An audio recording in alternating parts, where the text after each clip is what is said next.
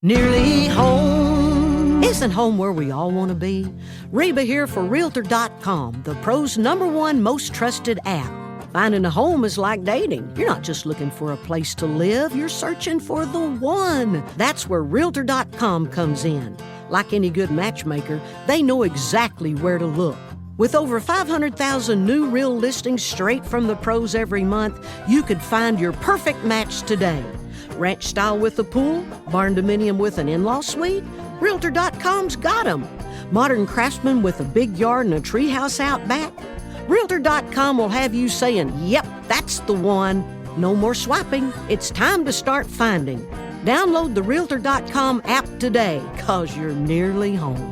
Make it real with Realtor.com. Pros #1 most trusted app based on August 2025 proprietary survey. Over 500,000 new listings every month based on average new for sale and rental listings. July 2024 to June 2025. Okay, let's get this off the bat before we even get started.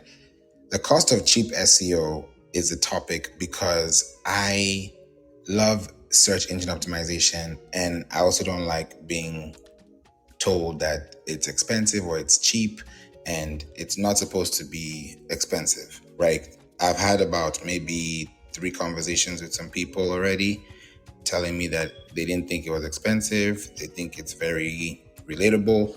It's understandable. The prices it's not screaming at you. It's not like you're trying to buy a tooth and a nail to make it happen. So I've made it very easy.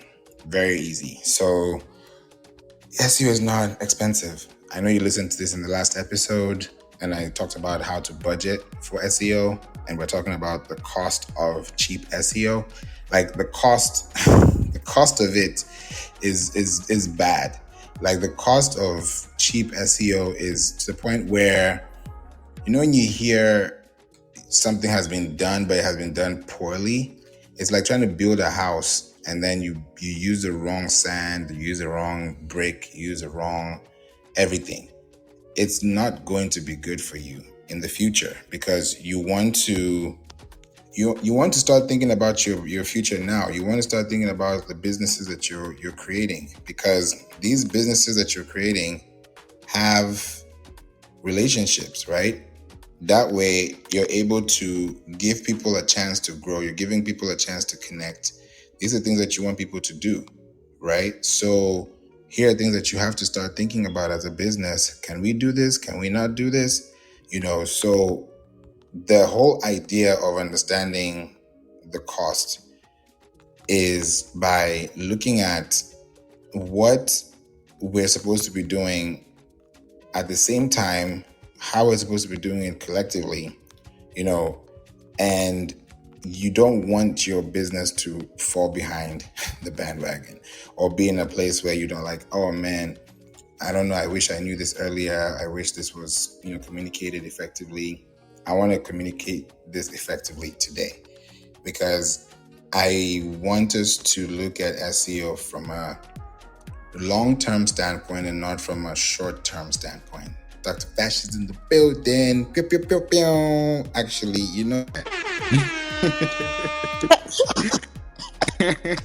what's up? Nothing. It's so good to see you here on Clubhouse. I feel like I've been missing your rooms lately. Yeah, I was like, she's away for a while. I've been, doing rooms in the morning time, but sometimes I'm doing them in the evening. But I said, it's a Saturday, it's a holiday season, people are more relaxed, and I'm like, you know what? Let's talk about it. So I was here yesterday talking about how to budget for SEO and what the prices are. And then today I was like, you know what? Let me go a little deeper and tell people what the cost of cheap SEO is. So that's why we're here. Well, I love the title of the room, and SEO is important, so look forward to hearing what you're going to share. Thank you. Appreciate you. And yeah, Dr. Fashion is amazing, y'all. If y'all need any tips, help, advice, support with YouTube, just reach out to Dr. Fashion. She'll help you out as well. So today y'all are going to get it because it's going to be a very interesting topic, and I want to help, and I want you to see how this can really help you. Now, I sent a link. I sent an email. Hi Ty, welcome to the room. It's good to have you. It's been a while. I sent an email. This is where this is all coming from. I sent an email 2 days ago, and I sent an email and I said, hey guys, loving the new prices? That was the question I had. And welcome, Austin. And I was expecting people to unsubscribe or just do some type of response like, we don't care. I was like, let me see what happens. Because I said it in the email explicitly. I said, guys, my name is Favour Obasi-ike, and I do not always promote my business. I don't always talk about my business. So if y'all are hearing me talk about my business, it's not that I'm shy to talk about it. I feel like I've already done enough talking. So when I promote my business, it's to just elevate an initiative or to elevate some type of goal that can help you see so you can be able to build it. And I mentioned that my 8 human and 12 artificial intelligent team help you protect, earn, and scale your intellectual property with search engine optimization, paid media support, website build-up, email marketing SEO, data and research analytics, Pinterest business management, podcast Web3 syndication, featured news advertising, zip code marketing, just to name a few, using your website as an anchor for measuring results. If this is you, then you're going to have to click that link above, and sign up, connect with me, leave your contact information. And then once you leave it, you're going to see something that says SEO services. Fill out that form and let me know what you want. We start off with as low as $250 for 2 weeks to as high as $5K a month. And it can even go way beyond that. So it's up to you. That's what we do at Work and Play Entertainment. And it's actually helped. I'm actually going to tell you guys a real life story. This morning, I opened up a LinkedIn newsletter for a client, right? We've been trying to do this LinkedIn for a while, but we're like, it's not time. And then I said, now it's time. We did this LinkedIn newsletter today, right? As I'm speaking to you, this is what, 1. I've always been looking at 1, 11, 10. That's what has been happening. I won't even lie to you. Right now, it's 1:11 p.m. So I'm just seeing ones everywhere. So I connected her. I actually have access to her LinkedIn now. And I'm actually scrolling down to see how many. Whoa. Okay, so this morning, we had two subscribers on her LinkedIn newsletter. Right now, she has 42. So minus her and minus me, right? Because it was just me and her. So we've had 40 new people in the last less than 6 hours connect with her, and she's already gotten DMs in her backend, and she's talking about healthcare, innovative healthcare, adaptation, technology, and all that kind of stuff, right? And the article is out there. And guess what? The pictures that you see there are all AI generated. And on top of that, they were prompted by my VA. So I have a VA, her name is Vizzy. And she was able to, y'all think I'm joking. Let me put this link up. I'm actually going to put this link in the chat. Hello, Mohammed. Thank you for being here. Appreciate you. Just seeing the chat. Okay, so I put the link in the chat so that you guys can see her LinkedIn page. So you're going to see 3 images there. 1, 2, 3. In between that, you're going to see her podcast episode. It's talking about work-life balance, quantity versus quality, right? And that was even a clubhouse room we had here on May 18th. So check that out and see. And her LinkedIn is connected. So she has 42, let's say cut me and her off, 40 people, right? Welcome Stack. 40 people, right? These 40 people are new people that she could connect with off the rip, right? These are people who just showed up, right? LinkedIn, we just did this article just now. Click the link in the chat, you'll see that. And she has 2 podcasts. Now, what we're about to do is we're about to reach 200,000 people in 10 days across popular news websites for as little as $100, because we're focusing on as close as 10 cents to about 75 cents on average per 1,000 impressions. That's what we're about to do. So if you're thinking about reaching 1 million people a month, ask yourself, what's 1% of 200,000 people? If I'm reaching 200,000 people in 10 days and my conversion window is between 7 to 10 days, then how much time do I have to spend for someone to connect? You know how people say you take about 7 to 12 impressions to make 1 conversion? Yeah, if you do that math, times the number of people you're connecting with at the same time, that number has to compound. It has to compound in value. And the more it is, the better it is, right? So if it's 1% of 200,000 people, that's 2,000. That's 1%. So if you're thinking about your goals, and I just want 1% of this 200,000, and I'm not even spending money on the 200,000, I'm spending money on the people who click through, that gives me a filtered, dedicated, hyper-targeted audience. I did that for my podcast. Welcome, John. I did my podcast episode and I said, let's do this test flight and see what happens. So I ran a commercial for my podcast talking about how to monetize your podcast with 3 steps, right? We're in 375 episodes now. We're celebrating 5 years in August. And I want people to monetize their podcast. I want them to do, I didn't have someone to tell me what I'm telling y'all then, because I had to do it on my own, right? So I don't want you to go through what I went through 5 years ago. So I'm giving you like a quick jetpack so you can, move faster. So I said, all right, 60 seconds. This was a Clubhouse audio that I did. I put it up on my podcast. From the podcast, I pushed it to the news sites, right? It ended up on Daily Mail. It ended up on weather.com. It ended up on allmusic.com. Now I'm creating jingles for podcasters so that they can have original music. Get your buyout license, own your original music. If you go up on a stage, I was just talking to a client today, this afternoon. That's why I'm hyped up and I'm doing Clubhouse because I'm in business mode, right? I was talking to a client and we're trying to set up an event for her. And it's going to be really, really big. And she's like, we've just been doing, we've not really done marketing, but me giving her the numbers today, I was like, you need how many people at this event? Okay, if you need 5,000 people at this event and we're in a zip code that has 5,000 people and we're trying to reach 200,000 people, we can definitely meet those numbers. And these are tickets that are really at a different price. There's a student price, there's a corporate price, there's a personal price. So the goal is to sell tickets. So if you're going to sell tickets, we're going to know, okay, this is the household. This is how long it takes them to drive. Do they have a car? Do they have a bike? Where do they live? How old are their kids? Are their kids in school? Are those schools within good districts? Are those districts within zip codes? Where is the event? If the event is a local event, what's the zip code of that event? What is the mile radius around that event? That's what we're doing.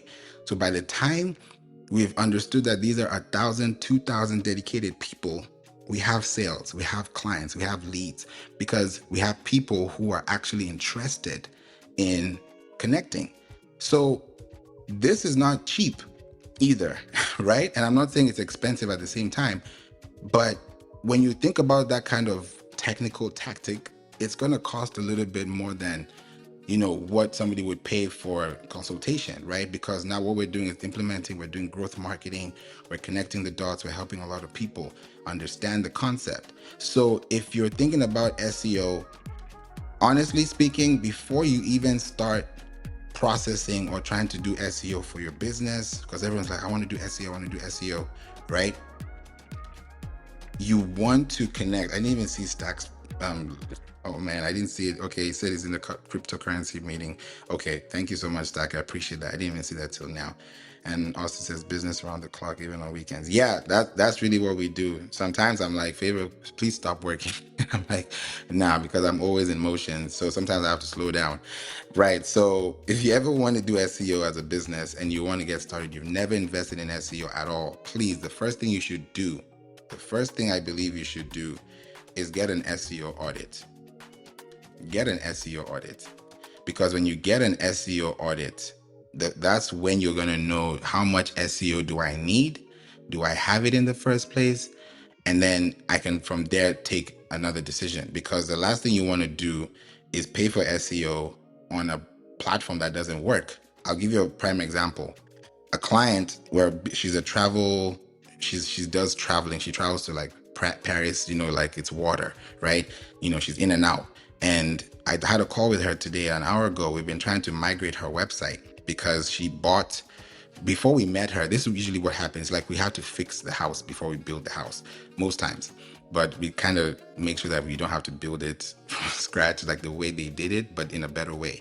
So meeting her, she had a website. She has a website, and her website is hosted on this platform called Site 5. I don't know if y'all have ever heard of it before. I never heard of it till I met her, till I connected with her, till we started working. And I said, Site 5, what is that? There's GoDaddy, there's Namecheap, there's the ones we know. What is Site 5? So, and then 5, the actual number 5. So site5.com. So it was a tuggle of war, because it was just perfect timing too, because her renewal date is like closing in, like end of this month.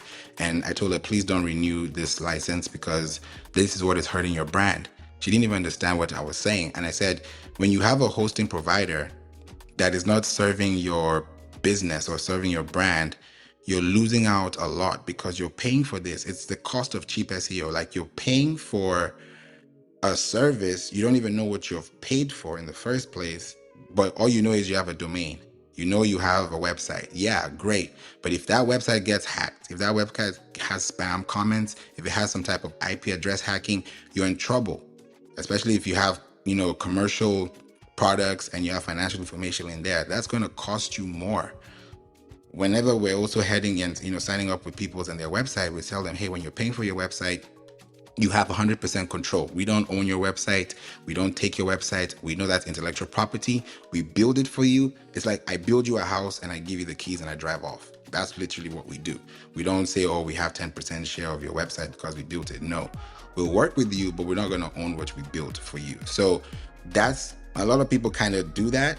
And they'll, like, I've had stories where we'd have to like call the company that built their website to get access because they're gatekeeping it, and then we have to pay extra. I've heard so many kinds of stories that people end up paying way more than they should have paid for, because it's like they're trying to go on instead of going with Delta, you're going on another flight, maybe I don't know what, maybe Spirit or something like that, right? When you think about the costs, right? If you're paying for everything plus bag, plus service, plus this, plus that, yeah, it's going to be a hefty fee, but you don't have to worry about paying $65 here, $30 there, $5 here, because you've already taken care of those costs, right? So this is someone that we're moving from Site 5 to GoDaddy.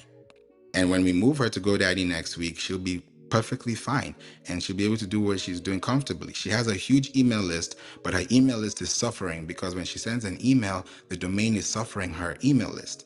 In other words, because she's on a bad hosting provider, the emails are bouncing, they're going to the spam, they're not getting into the inbox, so the experience is terrible and people are losing the trust. And that's what you don't want to do, lose the trust. So that's where the cost of cheap SEO comes in, because people think, oh, I'm just going to pay $5 for this and it's just going to work for my SEO. Huh? It's not, because if you decide to pay that and somebody else is your competitor and they're not paying what you're paying and they're paying more because they know the value of what they're paying for. You pay for what you pay attention to, right? So don't just be paying for SEO because it's SEO. SEO is not just blogs. That's another myth. Oh, my SEO is my blog. No, it's not. It's part of SEO, but it's not the SEO. In other words, SEO starts off with the root, the domain, the protocol, right? With HTTPS, that's where it starts. If you don't have a HTTPS, that's the first point. That's like the first 101 point of access before you even think about SEO. Because when your website is not secure, why are you bringing people in? If there's no security, it's going to be a crazy scenario. And you have to clean up house. That's what we're doing now. We're cleaning up her house. She now has to pay on top of what she's paid for the website, because we can't use what we paid for the website to take care of the mess before we even built it and migrated it. So it's like you're paying more without just saying, you know what, just take everything down and start afresh, than trying to say, okay, let me fix the brakes, then let me fix the wiring, then let me fix the oil. It's great to do that, but fix everything. Look at the full cost, pay it at once, so you don't have to pay it in sequences, because life happens, right? And if something happens, it's terrible. I even told her and she was like, yeah, I agree with what you're saying. I've said this before, 1.9 billion websites in the world right now haven't been updated in the last 6 months. And that's about 82% of those people. So the other percentage are the ones who have been updating their websites, who are ranking on Google, who are connecting every day, they're building connections and they're starting, right? So you have to think about those things. Where is your business? Is your business thriving or is it surviving? We have to understand, we have to ask these questions. So Dr. Fashion, Austin, John, and Celeste are here. I see my good friends as well.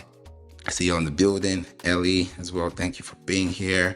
Dr. JS, Dr. Keisha, we got to meet recently. Thank you for being here. Mark as well. Thanks for joining. Yeah, we'd love to hear from you all. What are your thoughts on this whole SEO thing? Like, what has your journey been? I really want to hear our journey. So let's go. Anyone can start.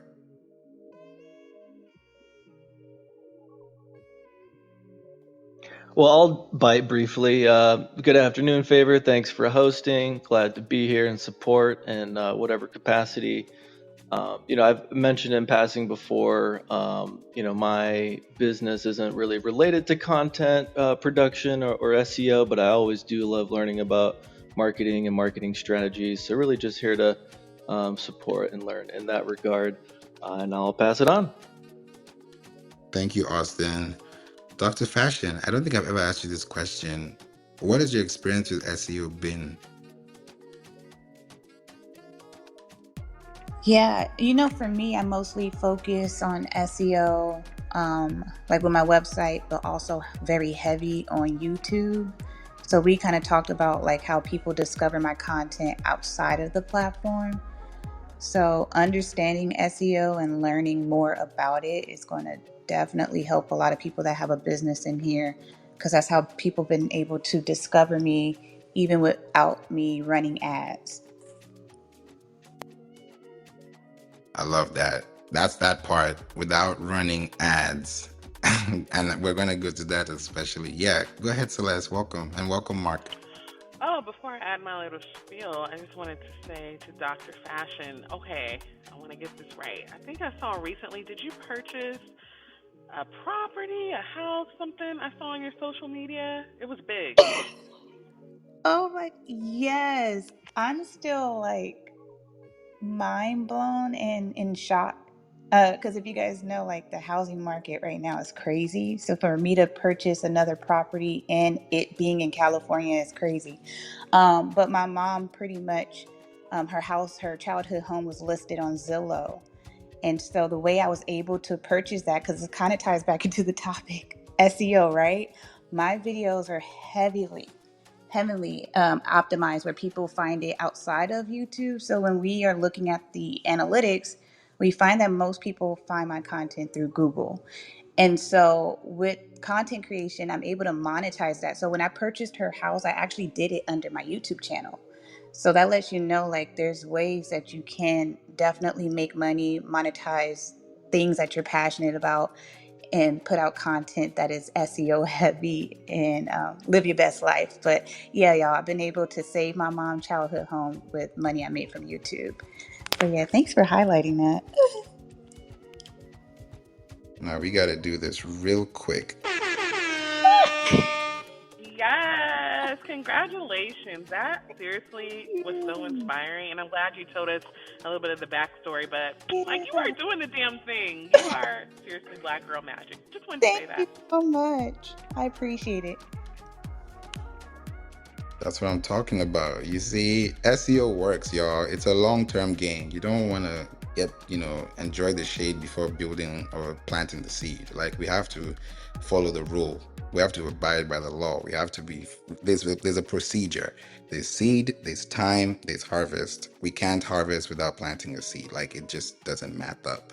So yeah, congratulations to you, Dr. Fashion. I saw that and I was just excited. I was like, wow, yeah, this is what you call real life transformation. And it's an inspiration for all of us too, because we can all do it as well, and we are all here to make each other's lives a better place. That's why we're connected. That's why there's Clubhouse. So I love that share. John, we'd love to hear from you. What's your experience been with SEO?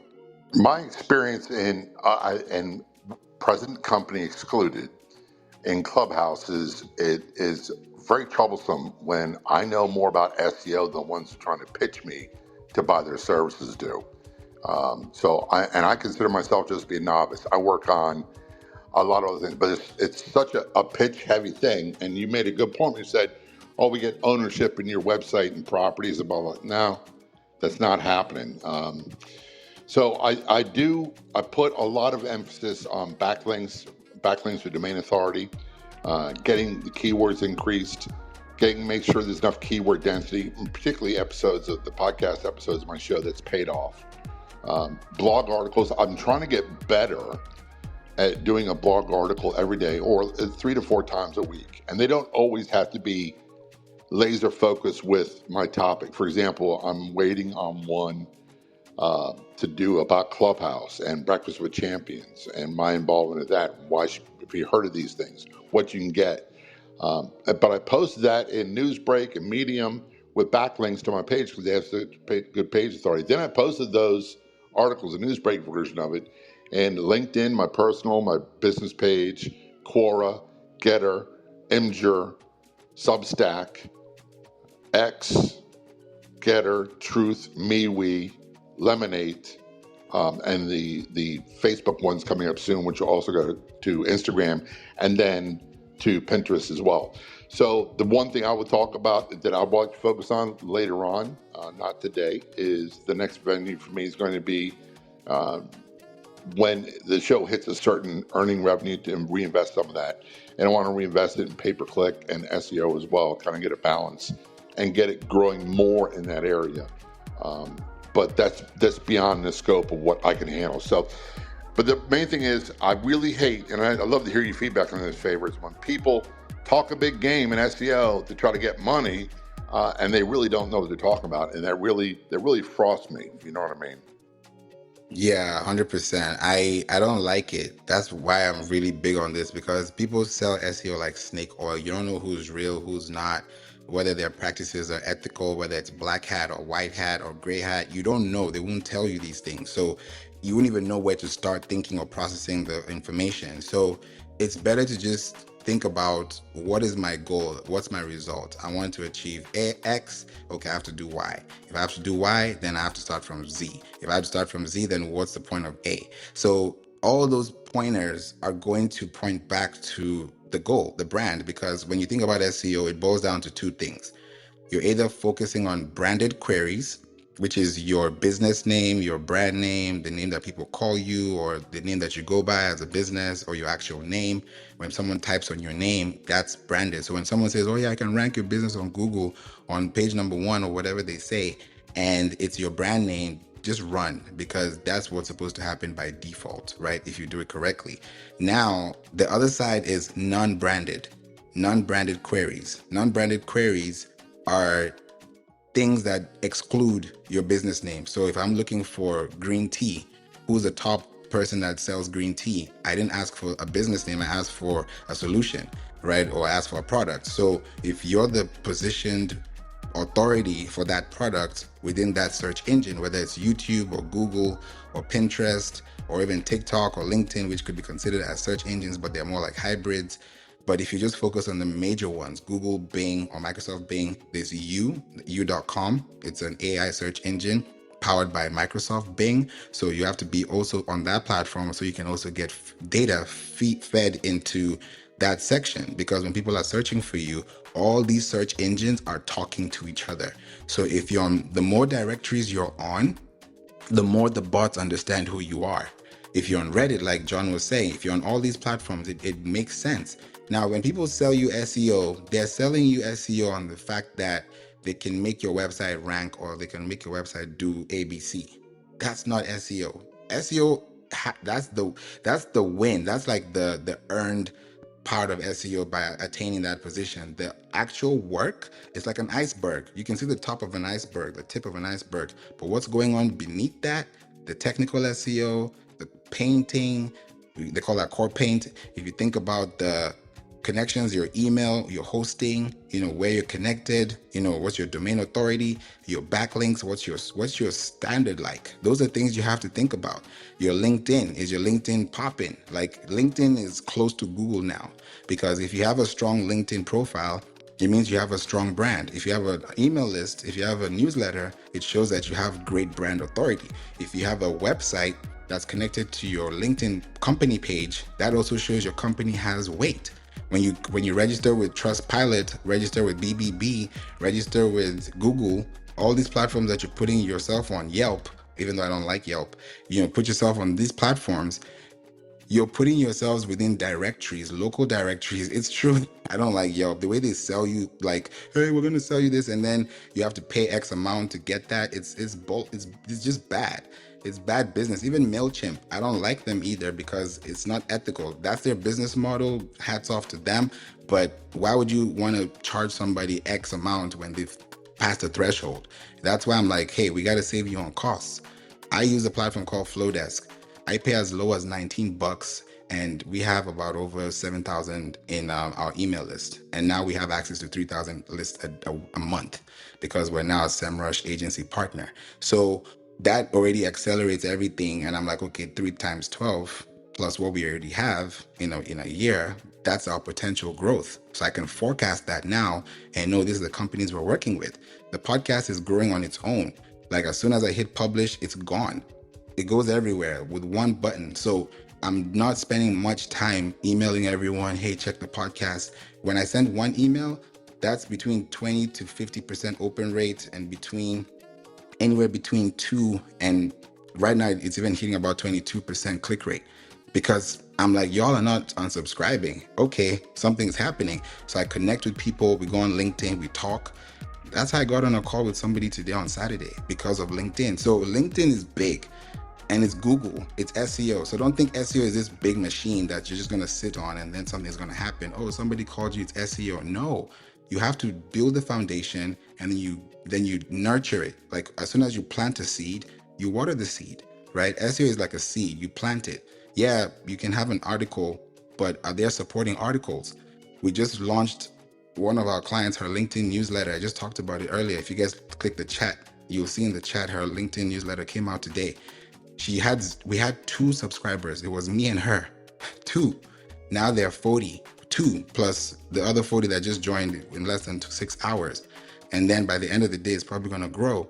We have her podcast inside that LinkedIn news article, and her name is inside that URL. So we're packing her up in a way that she's an experienced nurse, right? So she's an authority in her niche. Now, when someone types her up, she's able to have that authority because you have a LinkedIn profile. That's SEO.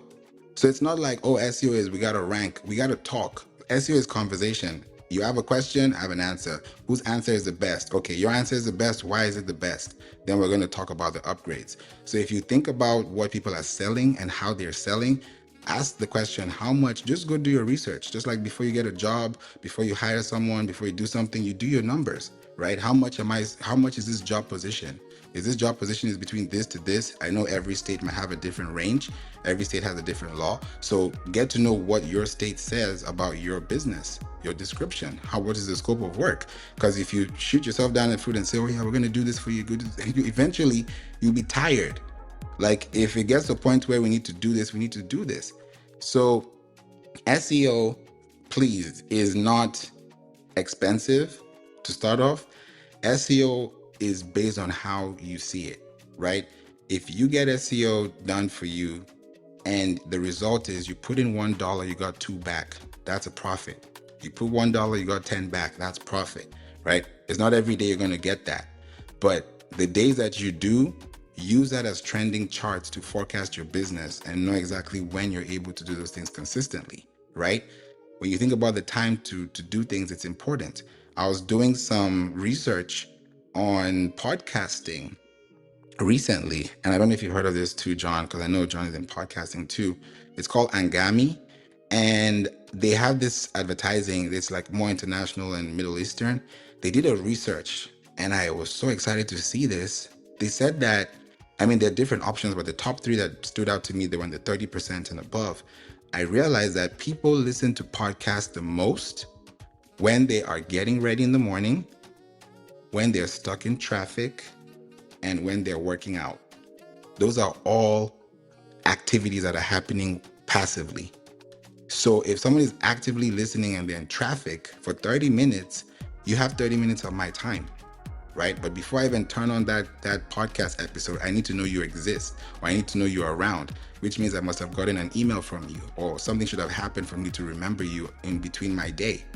So that's where SEO comes in. There has to be that resemblance. There has to be that connection. So John, to your question, yeah, when people ask, and especially that you know more SEO than them, is crazy, because it's like, why are you pitching to me when you've not even done your own homework on who you're connecting to? So it's crazy. I think they just blast it without knowing who it is. But the person that would really want to connect with you, that really wants to help you, there are two things that happen that I've noticed, and that's what we do for our clients now. The first thing is we're going to make sure we have a free call with you, a complimentary call with you. I want to get to know who I'm talking to. Are you the decision maker, or are you the person that's going to pass me on to the decision maker? That's the first thing. And the second thing, communication consistently with emails, when it comes to emails, and also using those emails to connect people back with videos. So I would record a video and I'll audit your website, or I'll use my AI and I'll literally like tell my AI, hey, scan this website and do an audit. Like these days, I don't even do an audit. I do them on top of what the AI does, but my AI, it literally scans the whole web page. I thought it was a joke, but it's actually real. Scans your whole web page inside out like a book, and then gives me exactly what I'm looking for. I look at that information and then I'll enhance it based on what I see, give you examples, and then I'll send that email over to you with a video in case I want to emphasize more on the problem. And then we have a conversation again. Because at the end of the day, yeah, you can get the email, you can watch the video, but if we don't have a conversation, there's no business happening. So that's why I'm always able to help you and say, okay, this is what you need. Is it going to be $250 for 2 weeks? Or is it going to be $5K a month for consultation and implementation with the team? So that range depends on whichever one you pick within those options that are available, and you choose. You can go somewhere else and you can get a different result. But we will give you that result because we know that SEO is not just about having a website. You need to support your website, especially if you're a new business, with two things: audio and video. What do I mean? Podcast and YouTube. What do I mean? Essentially, I'm talking about Pinterest and podcast. If you can have a Pinterest account as a business and have a podcast account as a business, you will never lack content, you will never lack distribution, you will never lack value, and you will never lack engagement, because you're always going to be in front of people's faces, either in video and audio mode, and you can repurpose that back into all the social channels. So you have to think about where you connect. So let's gotta go. I wanted to hear from you. What are your thoughts on the topic? Thanks for being here. Celeste is probably typing. If you're speaking, you're on mute.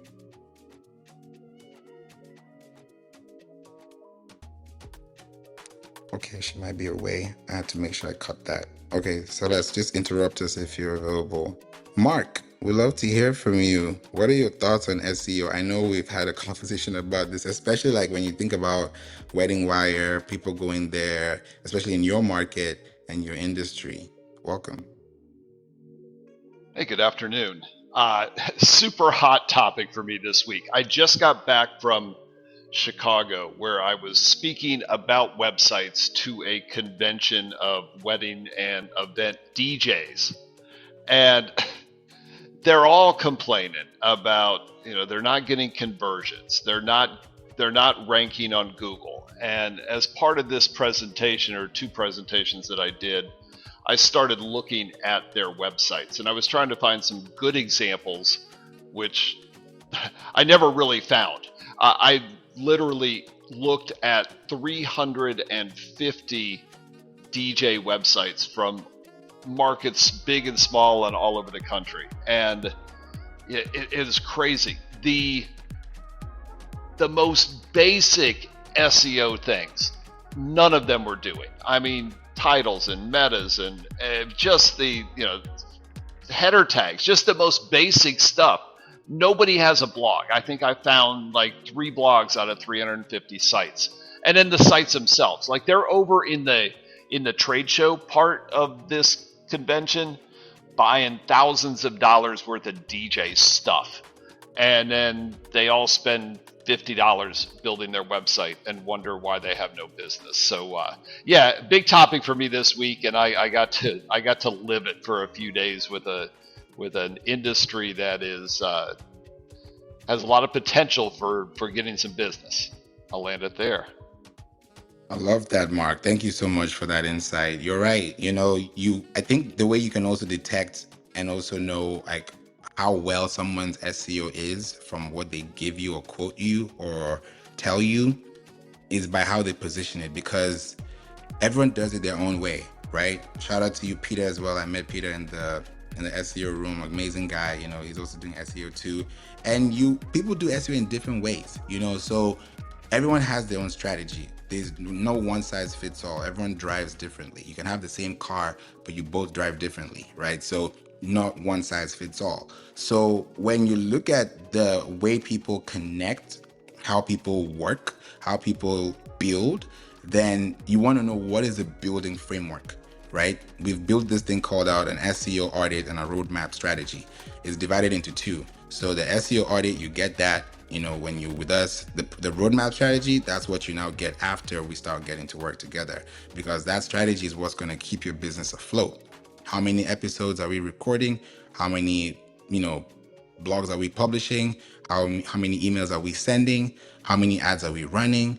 Are we on Pinterest? Because Pinterest is a great place to be, especially for SEO, because if you have one blog and you have five points, you can have 5 images times 5, because each of those 5 images have different topics, they have different call to actions, they have different pointers, they have different questions, but they're all connected to one thing, the one article. So when you compound your interest like that, you're building attention, because you know how they say you can see one ad, but if I see 1 million, I'm going to see everything. I may not see everything in totality, but I see enough to know what I'm looking at. But if I see just one, I may miss it because it's not really in my plain sight.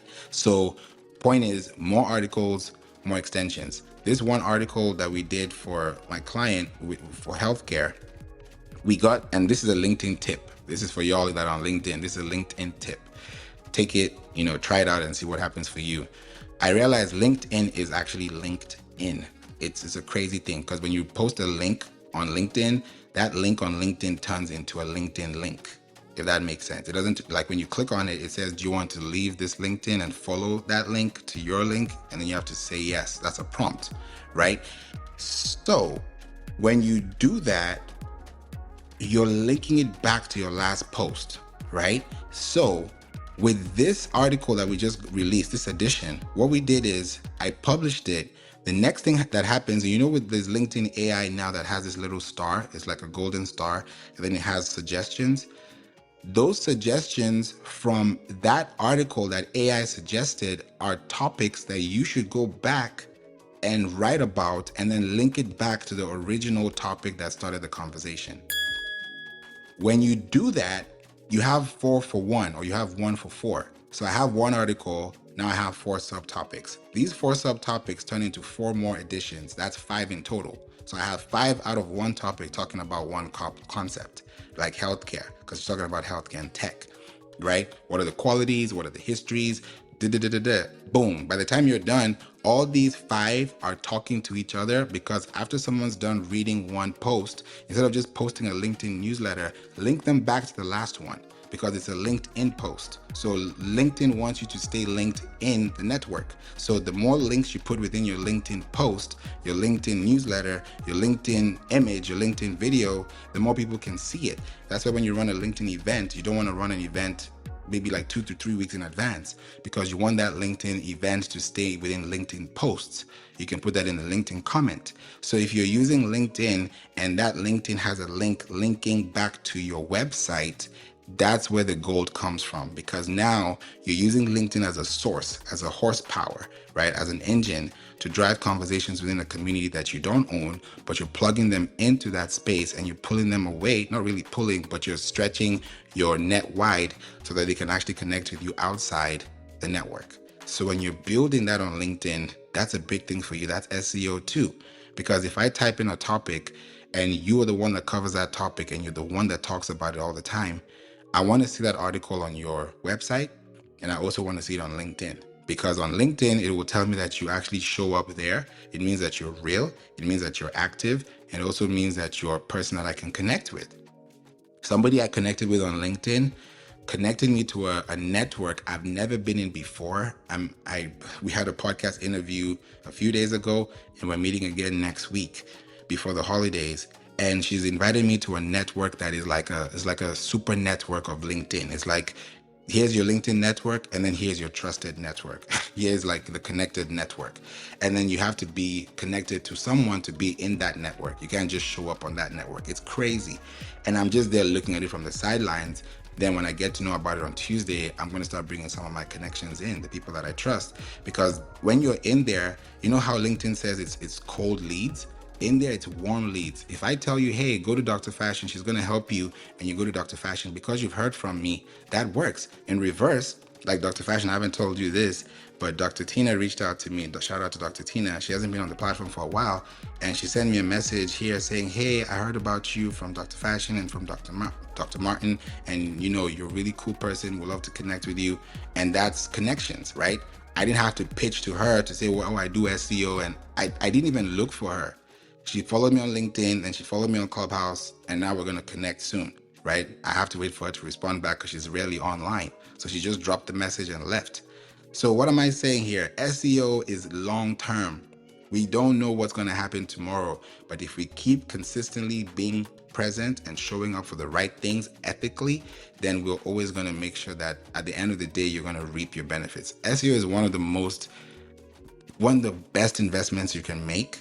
Because if you're a business and you have a 10-year plan, right? My business right now is a decade. When I look at it on LinkedIn, it says 10 years, 10 months, right? It's going to be a year. It's going to be 10 years in September, right? It's going to be 5 years for podcasting in August.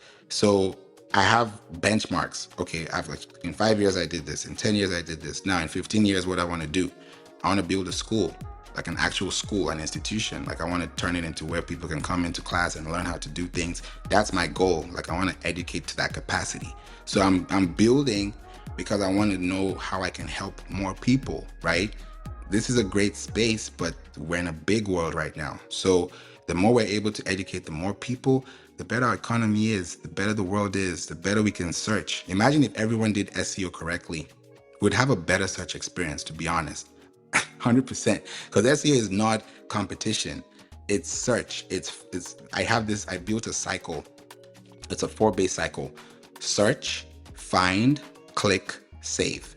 Search, find, click, save. If you can do that and make sure that your audience does that, they'll search for you, they'll find your content, they'll click on what you're saying, and they'll save what you're talking about so they can come back and search for it.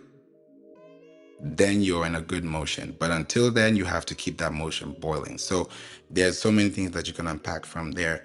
John, I want to come to you and ask about, when this person like asked you about SEO, did he pitch you like with hourly rates, monthly rates? Was it a project-based rate?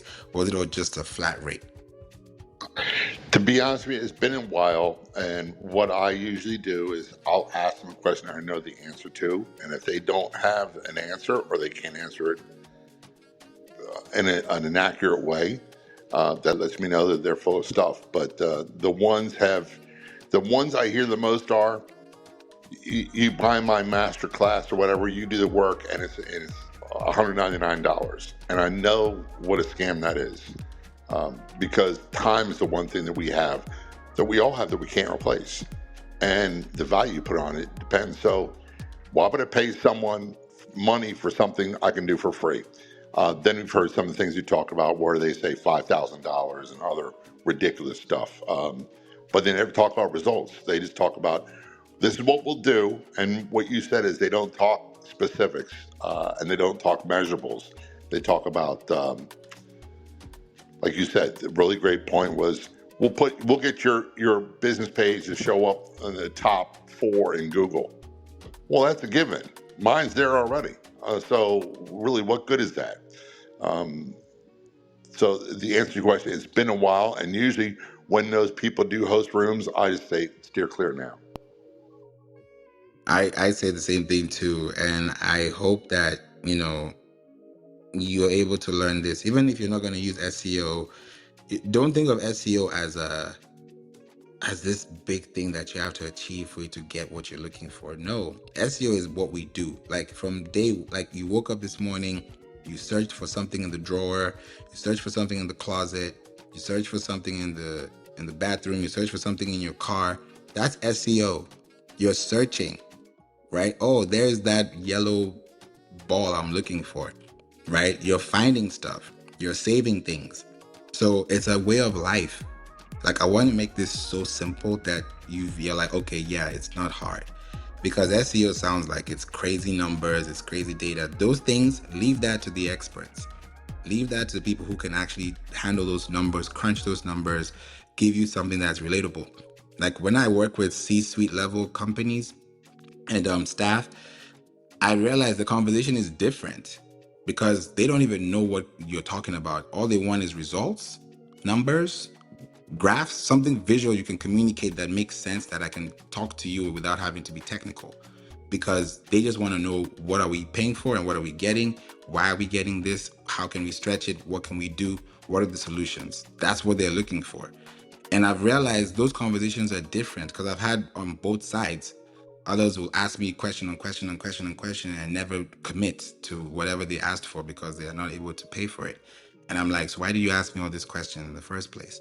So I've realized there's a difference in how people ask questions about SEO that tells me, okay, they're ready to invest or they're just looking around. And if you're just looking around, I'll be able to know that early, because doing this for years now, I just know. I'll tell you, hey, we'll help you with your Pinterest. You'll be like, oh, okay, cool. And then boom, something happens. Oh, we'll help you with your LinkedIn. Okay, boom, something happens. Oh, we'll help you with your podcast. So it's like you're scared to pull the trigger, yet time is going. Imagine if all the Clubhouse rooms you had since you joined this app as a creator are all somewhere on the web as a podcast episode. You'll be so happy you did it, because right now you'll be benefiting from those results. Podcast episodes, and I even want to come to you, John, and ask this. My podcast episodes, the ones that are top, let's say, let me not even do top 5, top 2, they're coming from 2021 and 2022 episodes, not even 2023 or 2024. So I know that the lifespan of podcasts is 2 years. So I know what I'm investing in now is going to reap results in 2 years from now and 3 years from now. So John, are you seeing the same thing, or are your episodes more recent? Let me check really quick because I've done a lot of tweaking on keywords and metadata tags on recent episodes. So I'm going to my analytics right now, and it's taking a while to refresh. So for lifetime, it's 1.855 million, almost 1.856 million. And the number one most downloaded episode came out June 14th of 2020. That's 3 years ago. Number 2 came out March 27th, 2024. So that's fairly recent. Number 3, 2024. Number 4, 2024. We scroll down and we'll see that, but by far the number one performer is the one from 2020. And that one is almost twice the numbers as the second. So yeah, there's a lot of lifespan, and that's why I repeat episodes in social media about every 4th or 5th post and old episodes, because someone that may either they are aware of it and they didn't listen to it, or they are new and they have no idea that it exists, and they might be both really willing and able to check it out at that point. So yeah, that's a great point. 2 years, if you got stuff that's more than 2 years old, feel free to recycle it. List it as a special episode with different keywords, different search, and make sure it's listed as a special episode or repeat, and see what happens. That's a good one. Thank you, John. I'm glad you mentioned that number too, because it's a very important factor to consider. You know, we think about, oh, we want to do content. Content is right there. You know, if 8 billion people in this world have heard your podcast episode, then okay, we can create a new episode. But until then, if not everyone has heard your episode, to somebody it's new. Like to somebody that, like if I listen to that episode, John, for 2020, that's new information to me. It might be old to someone, but it's new to me because I've never heard it before. So the cost of you not even applying that SEO factor of even positioning yourself to have a show or an episode or a topic that someone can scan and find years later on a Pinterest, on YouTube, on Google, then you're missing out on so much. So something like that from John, he's still experiencing that. Those 2024 episodes, by the end of this year, another episode might go on top of that. Is it the first quarter? Is it the second quarter? We don't know, right? John will know that. But if you look at your dashboard, you'll see quite the same thing. Different metrics, different results. It will tell you what you're focusing on.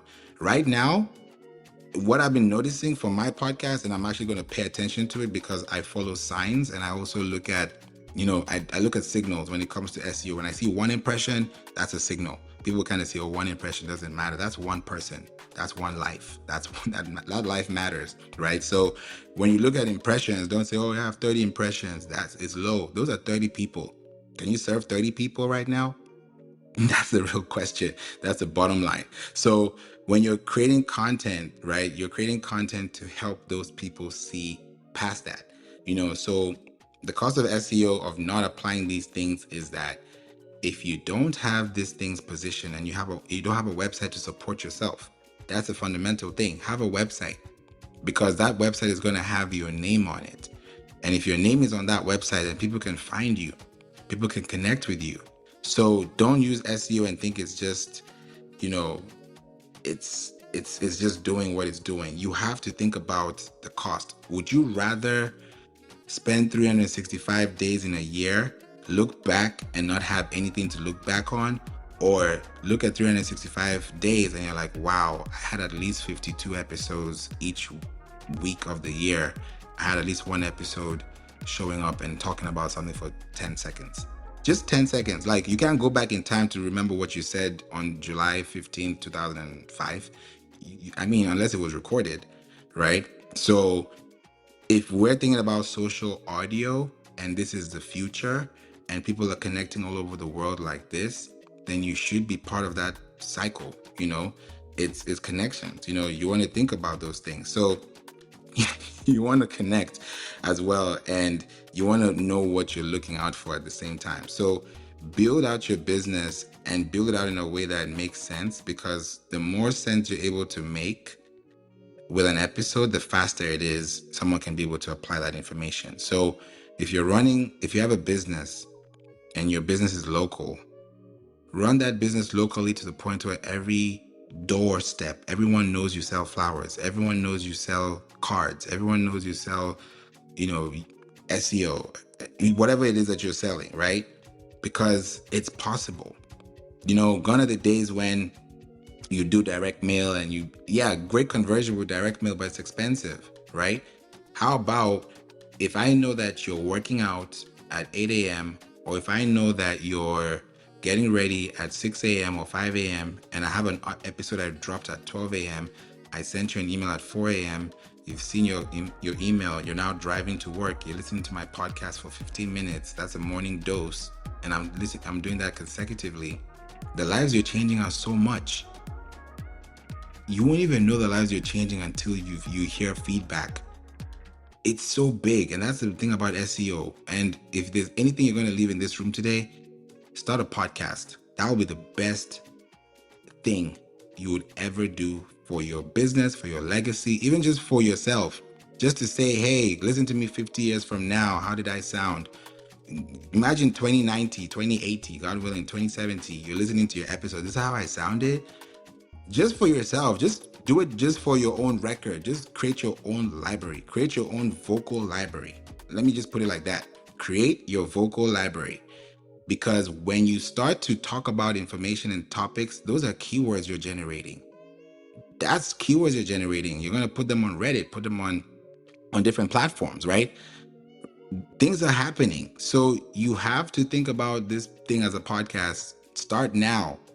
Don't start tomorrow. Start now. Question is, how do I start? I'm here. Johnny's here. There are people who can help you with that, right? Go on YouTube, ask Dr. Fashion. People are making money left and right from there. Today I was, in Breakfast with Champions, and 10G, shout out to 10G, had a great topic on TikTok, right? And great topic, how you can be able to use TikTok. And I asked him about TikTok Studio, and And he was like, oh yeah, you can definitely do it like this. And I was like, okay, cool. Because right now I'm going back into my musical elements, because I also make music too. So I'm making jingles. I already made 2 jingles for 2 clients that have their podcast. They're just launching. One of them is launching July 1st.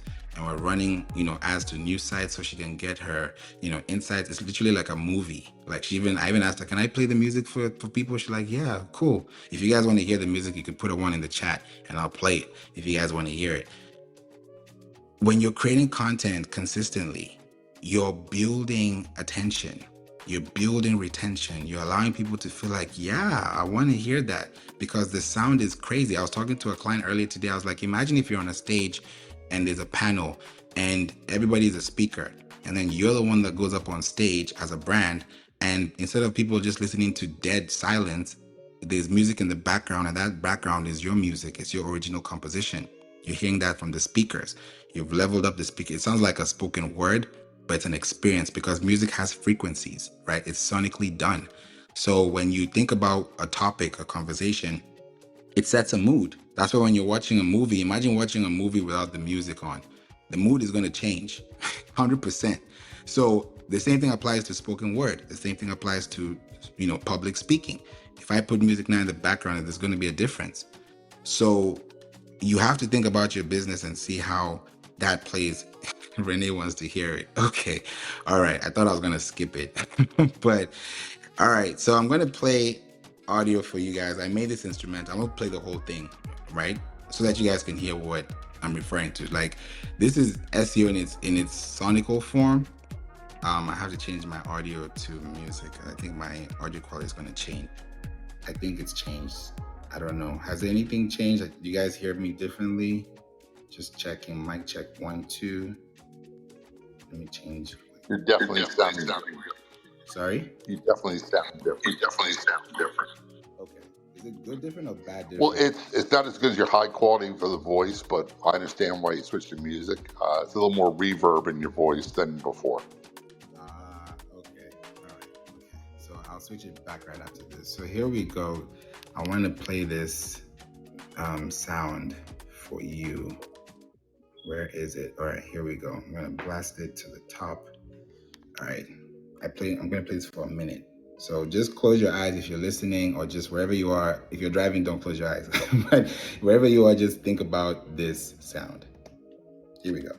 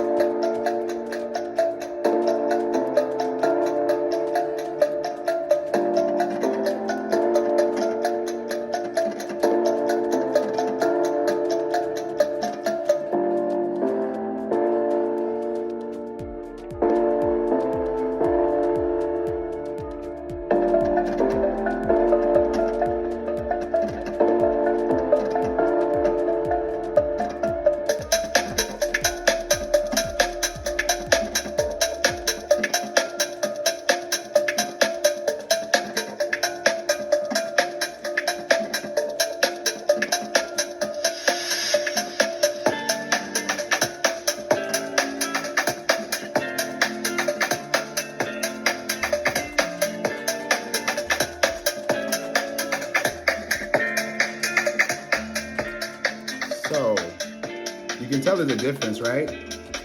Like, you can feel the difference in the sound and the sonic and the vibe. So when you guys hear that, and Renee put a 1 in the chat, so I want to come to you, Renee. What were you thinking when you thought about music when I asked the question? Welcome. So yeah, I'm a musician also. I not play the piano and write music, and I do a whole bunch of things that's been on hold for probably the last 15 years of my life. So I do have an appreciation for all that goes into it. And yeah, that was really good. I liked it.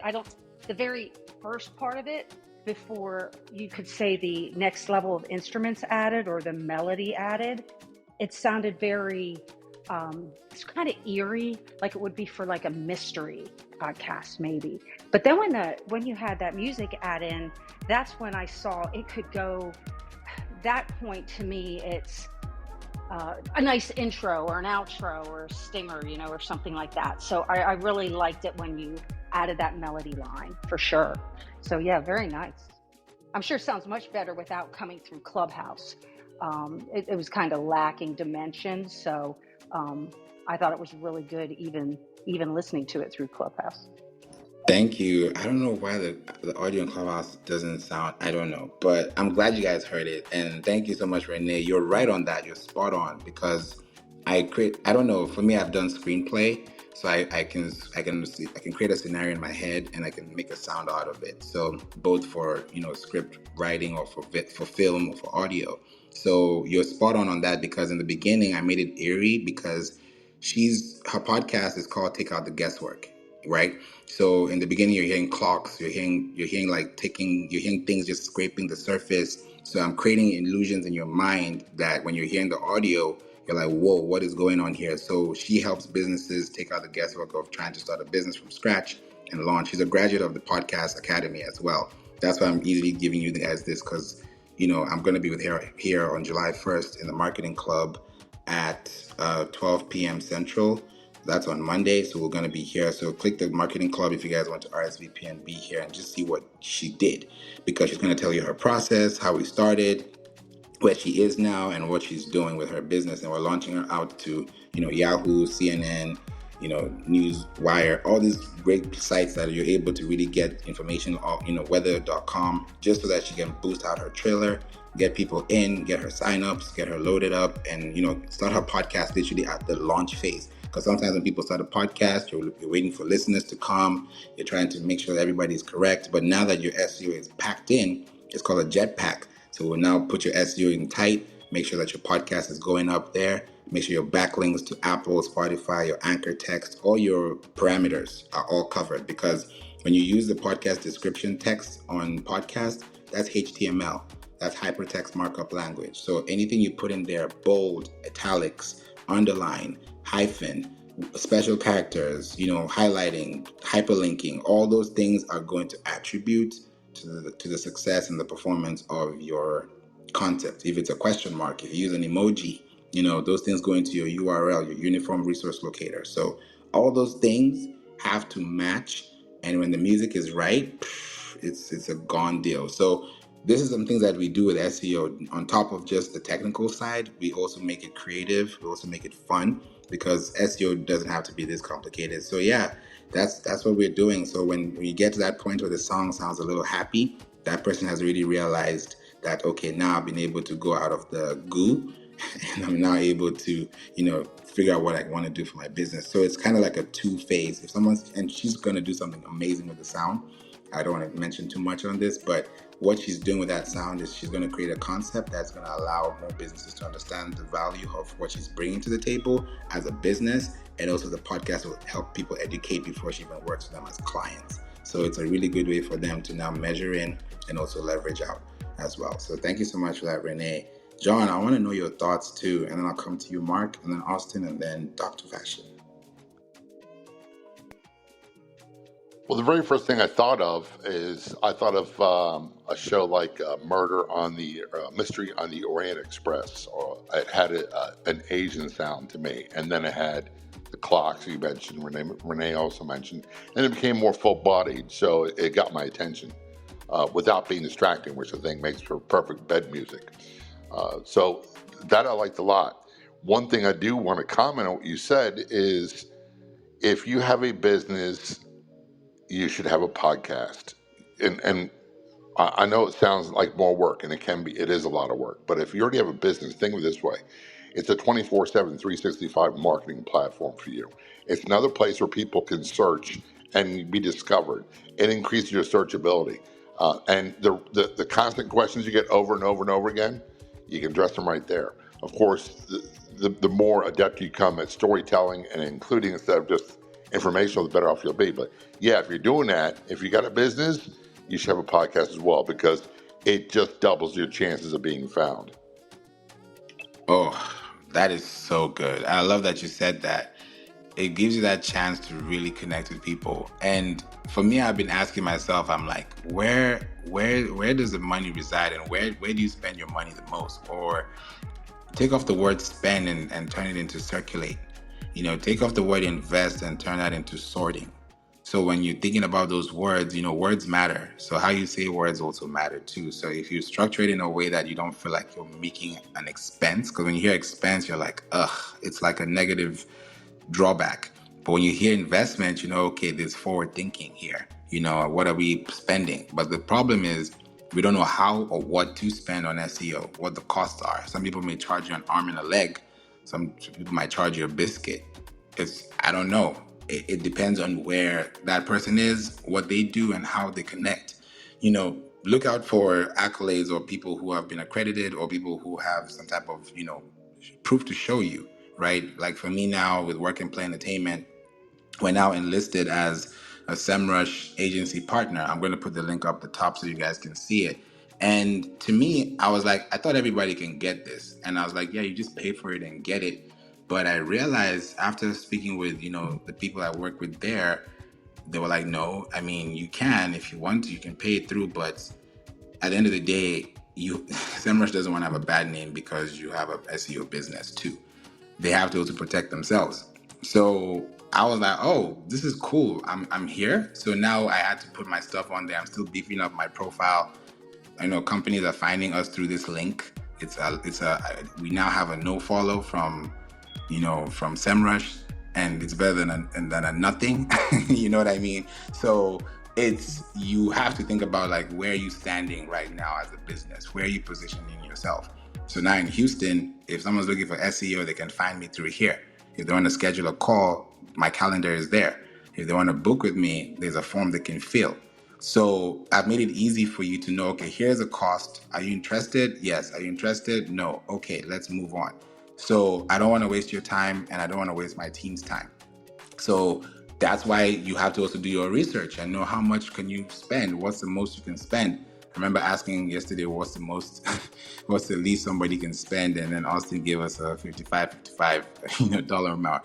It was funny, and the people who can, pay that, and you don't know what you're going to get from that, honestly, to be honest, in this economy, but you might get something, but I don't know what that would be. But if you really want to spend quality time investing in getting results, you have to think about the right people you're working with. Like when you think about keyword research, people don't even tell you this. You have to categorize them in non-branded search, branded search, informative, commercial, navigational, transactional. You also have to think about investigational research. You have to think about, okay, is it a broad match? Is it a phrase match? Is it an exact match? When you start hearing those things, your brain starts going like 1, 2, 3, 4, 5. What's going on? It's too much because you don't even know the difference between A and B. But when you're connected to someone who does, and they're able to help you understand the concept and break it down, the better. Even Google, treat Google like a baby, like ABC. Like if you don't treat Google the way it needs to be treated, it won't be catered to the way it's going to be catered to, right? So if you're going to feed something, they say you are what you eat. So if your website is eating or feeding information, you're going to feed that information with quality. What do I mean by quality? Images, compressed images, file names that have your keywords in them, your branded name in them. The size of the image has to matter, right? Because the size is also going to affect how it's going to look outside, right? Is it AI? Is it not AI, right? Are we connecting? Are we giving people inspirations? You have to think about those things. Do you have FAQs? Do you have a glossary? Those are very simple questions to ask. Those are the things we'll audit and ask you. If it's no, we already know where we're going to start from. But if it's yes, no, yes, we'll know what to do with that. So you have to make sure that you're on that yes side of the fence so that you're not making mistakes along the way and losing information.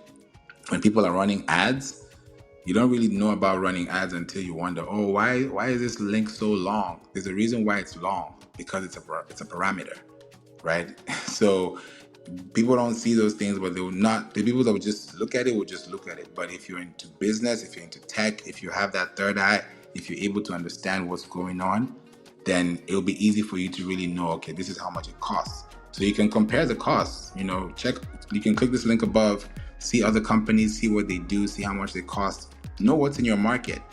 Because when you know how much it costs, you'll know how much not to spend. Because when somebody is spending an outrageous amount for a service and they don't get it back, they're going to blame it on SEO, saying that it doesn't work. Yet the person who you paid has no background or has no experience, because all they were talking about was blogs and ranking. So you have to really know, where that comes from as well, when you think about that too. Renee, I asked this question earlier. Actually, let me put it this way. What has been your experience with SEO, just from the receiving end and from the giving end?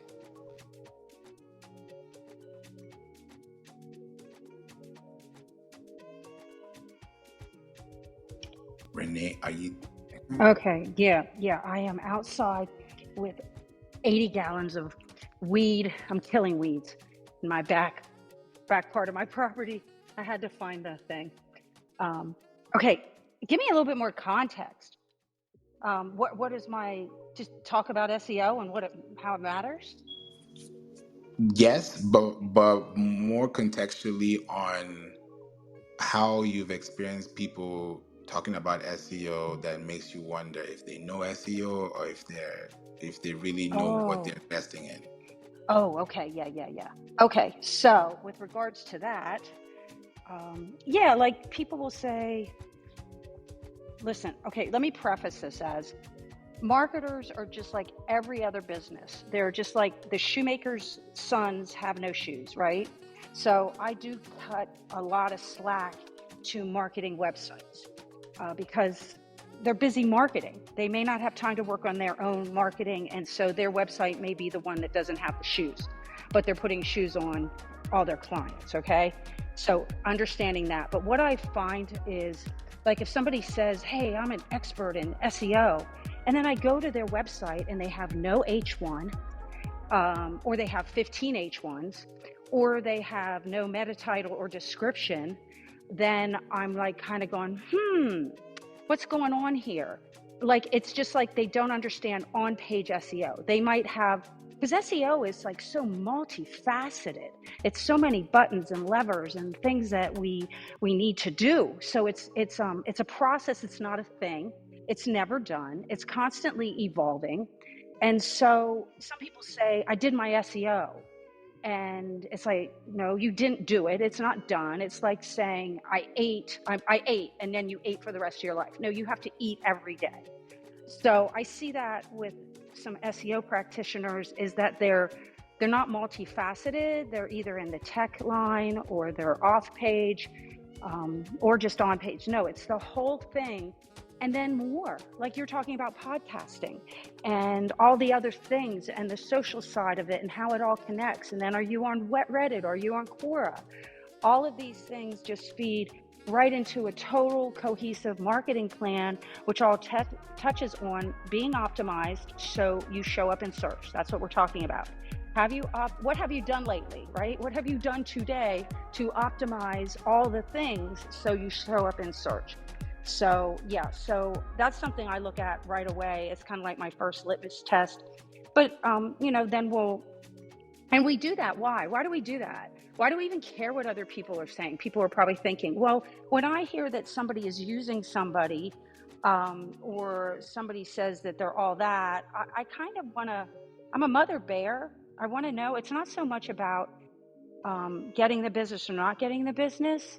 It's really about protecting a friend or helping them with the referral if people come to us. But we just had an example that literally just happened. Now, Mark was on the stage earlier, my business partner, and this we had somebody come to us for leads. They needed ads run. And so, of course, we do the meeting, and we're actually fractional CMOs, where you could think of us as a full stack marketer, but we do act as an FCMO for clients that do have a marketing department. So we come in as the upper level. If they don't, then we come in and we're practitioners also creating their marketing department. So we do soup to nuts, whether it's getting them a billboard or doing their digital side. So it's everything in between. But we had a client come to us because they needed more leads. And so we're talking to them, and they've been working with the local newspaper in a big metro city. And so Mark is doing the talking. I'm kind of going into looking, using some of the tools to see, what's the SEO look like on this client's website. They have 3 restaurants, opening a 4th. And here's what I find. I find that they have no H1 on their homepage. And so I was half listening. So I said, oh, wait, excuse me, how long has your SEO person been doing your SEO? And keep in mind, it was a newspaper, so they probably hired like Vendasta or some third-party all-inclusive place, which a lot of the radio stations and media hired out, and then they double charge it. So the people were paying twice for that, in my opinion. And that's probably what it was. We'll never know. We know the name of the newspaper that was handling it. But anyways, I said, how long have they been doing your SEO? And she goes, why? And I said, because you're missing a very key important thing on your homepage would be, having an H1, a title. There's like none. And then your next H2 that Google would look for was something really lame, right? Like, are you hungry? Something like that for a restaurant. So anyways, bottom line is she said 15 years.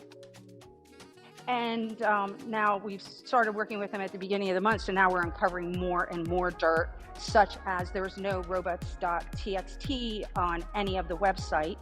And then in one of the things that this company did for them, it went through their robots.txt file.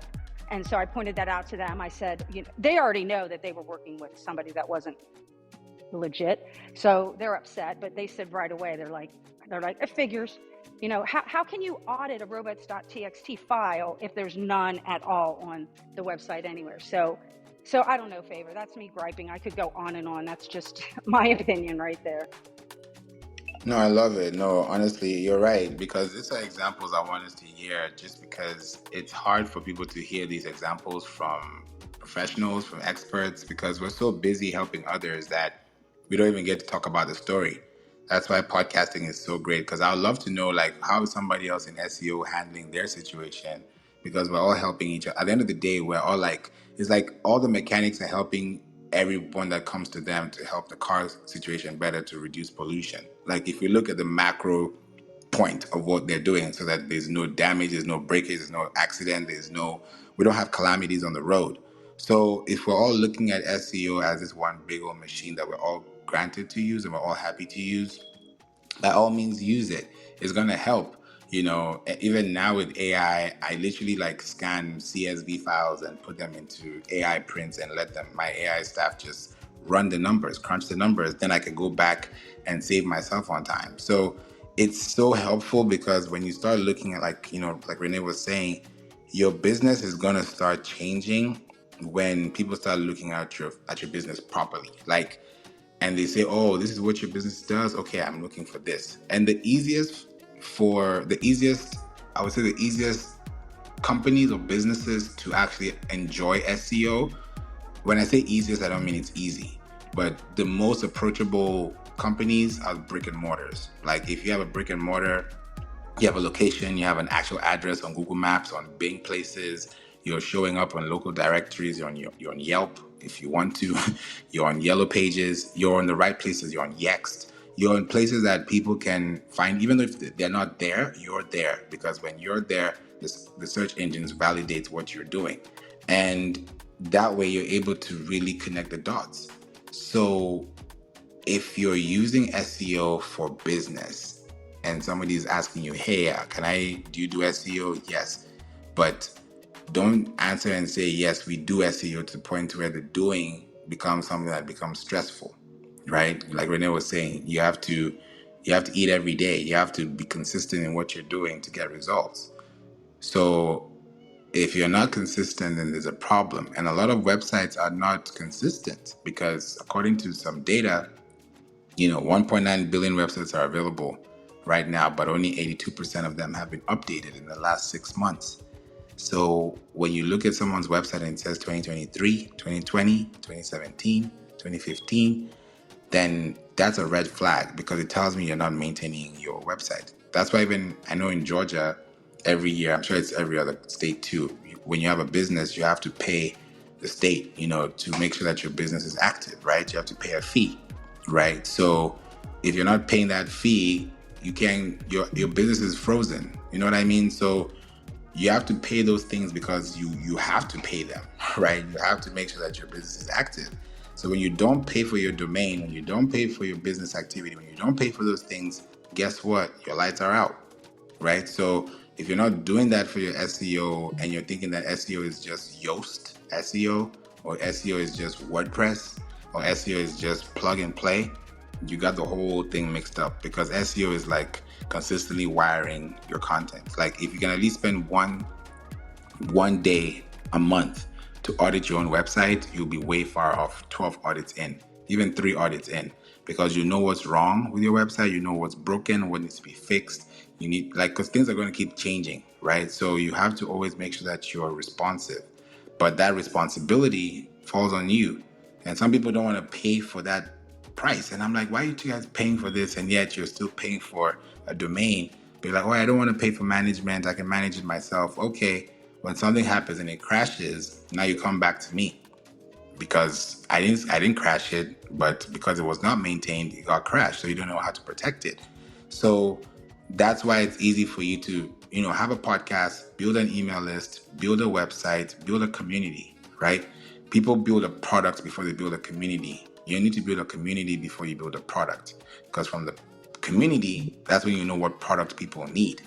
Right now, for me, what I know people are needing, they need podcast advice, they need Pinterest help, they need LinkedIn help, they need, music. Now they are asking for music jingles. So there are a lot of things I can help with, but I can't help everyone. I can, but the only way I can do that successfully is by positioning myself where I can send you a link and you're like, here you go. So that's what I'm planning for this next half of the year, to really put my content in different packages, that even if you just want help with this, you can get it like a book on Amazon, because it's easy for you to access and it's something you can just achieve, because people want to have small wins. You may want to have a big, robust, full stack SEO development strategy. Yes, you need that. But as a small business, you may not need all that. You might just need to plug your website to Search Console. You just might need to plug your website to Search Console and start writing content and show up consistently on social media, like maybe LinkedIn. That might be all you need, right? We don't need to build a whole roadmap. Until you know what you're looking for, then you'll be able to find it consistently. But until then, you have to keep testing. The more you're able to test, the better it is, right? If you have, let's say, $300 and you're trying to test with that, for example, because that's what we do, depending on the plan you pick, we'll take a percentage of that and do a litmus test. So before you run an ad with your budget, you'll be able to know what you're spending on, because we've kind of tested the ground. So doing that helps you to have more accurate results and better feedback. That way, when you're spending money on SEO, let's say the cost of that word is $1.25, you could be getting it for 10 cents because you're on a podcast and you're running an episode in Australia, for example, right? Because you might get a lead from there that converts into a client. My podcast right now, Australia is calling, because it's like I run an ad in the US, Australia picks it up. Well, how do I know? Because I have people from Australia who are contacting me. People on my podcast are from Australia, some of them. So Australia is like, hey, we need help here, so I'm going to run ads there. I can run ads in the US too, but when you think about the conversion and you think that, okay, just by looking at the stats, because I was doing a report study, I'm not just looking at a country, I'm like, oh yeah, this country, that country. No, I'm doing it with tactics and strategy. I've done my research. For those who are listening to me and also thinking about podcasting, it's great to think about sponsorships too. In Australia right now, in their market in Australia, they're really looking for sponsors for their products, because they're looking for community. So if you have a podcast, you can literally plug into companies in Australia, and I can show you how to do that. And that way you can even help people in Australia with your business. Because if we think about it, we're in a big world. Yeah, we're in the US, but imagine if someone in Brazil, in Mexico, in London, and somewhere in Japan, they're connecting with you and they're learning the same way somebody in the US is learning, or somebody else in Nigeria is learning. It's a big achievement. It's a big win, because you're helping that person help their family. So think beyond SEO. It's SEO. I think the conversion happens when the payment is done. Then there's really no cost, quote unquote, because the cost has been paid. But now what you're paying for is results.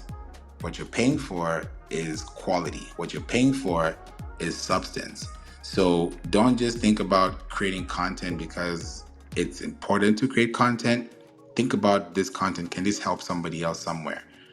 I have so many examples. Another story I can tell you is when I was on LinkedIn, I talked about Pinterest on Clubhouse.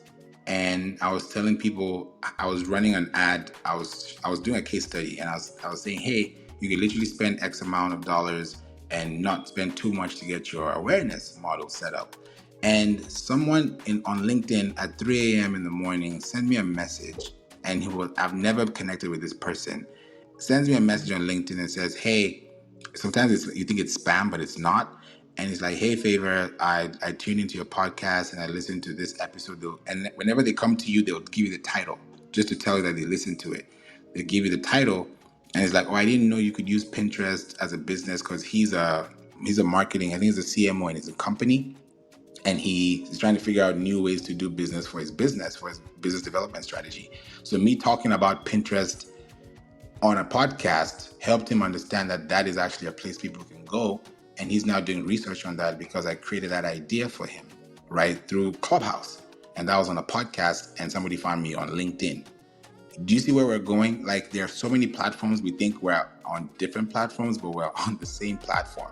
So if we want to see results, if we want to see goals, then these goals have to be shown by what we put up. So don't think SEO is expensive, but the cost of cheap SEO is not paying attention to the important things at hand, which is your website, your email, and your product. Your website, your email, and your product. Before those three even come to play, your website is the foundation, right? Your email is a community. Your product is the asset that you're building with. So if you're able to start off with the foundation and tell your community, hey, come here. If I have a housewarming and I give you an address and it's not my address, is that a housewarming or is it somebody else's house? So you have to build your own house so that when you call for a housewarming and tell people, hey, come to my house, check this out, check what we got here. This is what we have. You're connecting, you're giving them an experience. You don't invite somebody over and there's no experience. So that experience has to be validated by what you have already. So when you have content, for every one piece of content, you have 4 relating topics or 5 relating topics. It's up to you, right? However much you want to expand on it, then it will help you. Go into versus mode. You can create so many things, right? I prompted my AI assistant to give me a website. I was auditing a website and I said, hey, give me, because we built the website for the client and we wanted to literally, it's crazy. We built the website for the client, did SEO for the client, and then asked the AI assistant to do an audit of the same website we built and then give me improvement structures that allow me to know exactly how to structure articles. So I was like, okay, we've done this, boom. The next thing you'd realize, I now asked the AI prompt, I said, give me 10 topics and divide them into top of funnel, middle of funnel, and bottom of funnel topics as articles, so that each of those 10 articles count for content, so that when we now put these 10 links, they're talking to each other based on the same topic. So each of these 10 links would now spring forth another 10 links. So that's what we're doing. It's like 10 to the power of 10. So when you're doing that consistently, you're building attraction models, and that's going to give you, longevity over time. So if you're learning about SEO, this is the place to be. Learn about it, study, understand how it works. I have a whole demystifying SEO course. It's only 3 hours long. If you need it, let me know. Send me a message. We'll be able to talk about it. If you want to work with us, click the link above and just read the context. Read what we do. Because when you read that and you see it, you're like, okay, I see what you guys are doing.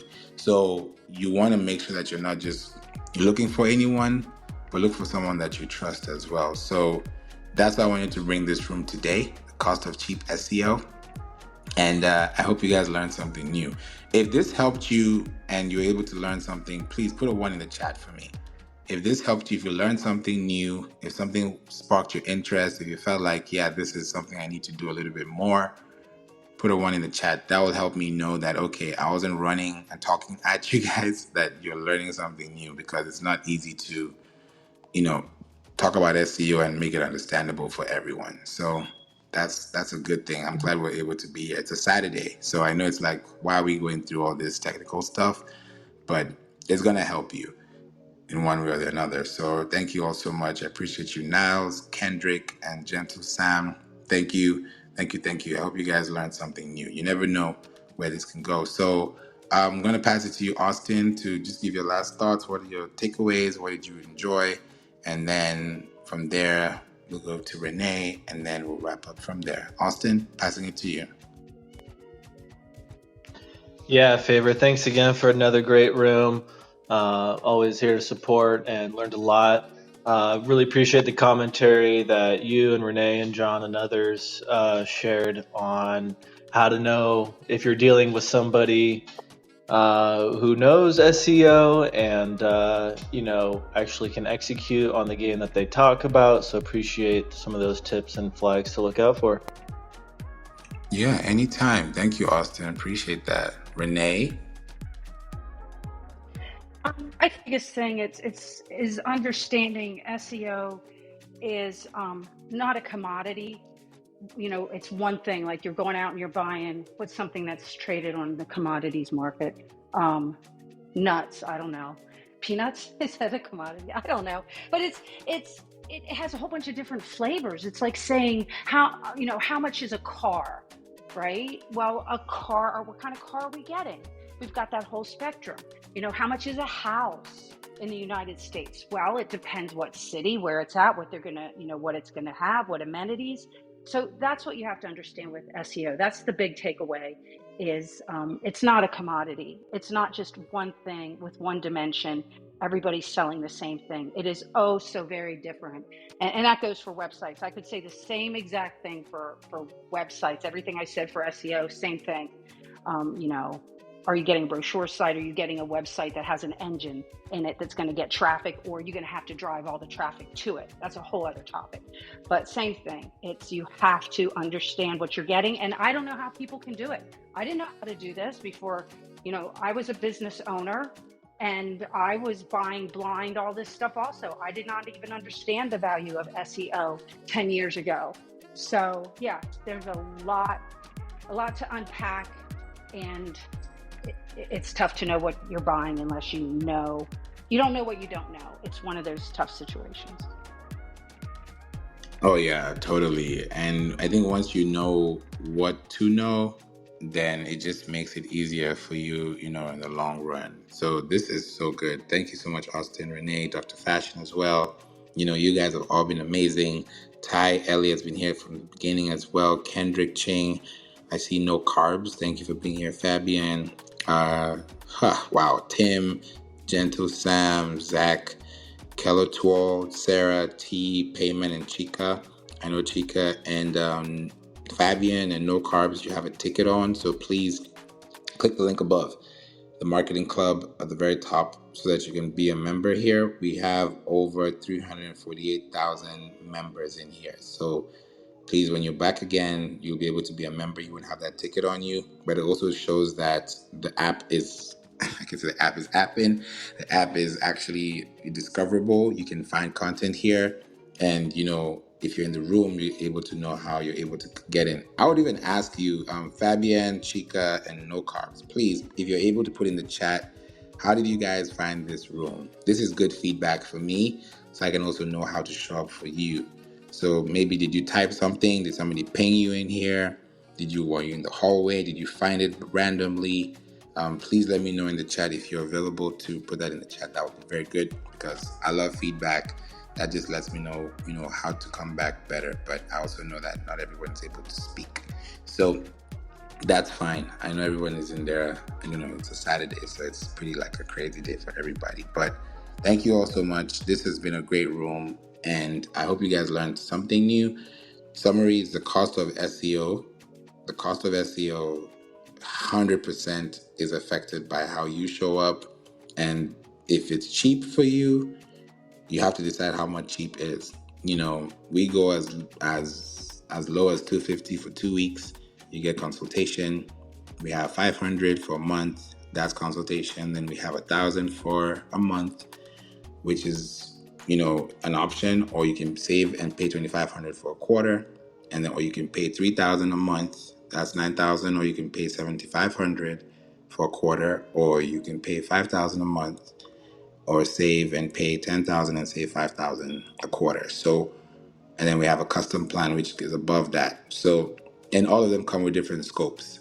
And we're 20 as a team, 8 people, me myself included, and 7 other people, 4 men, 4 women. And then we have 12 AI employees, 12, and they all have different tasks.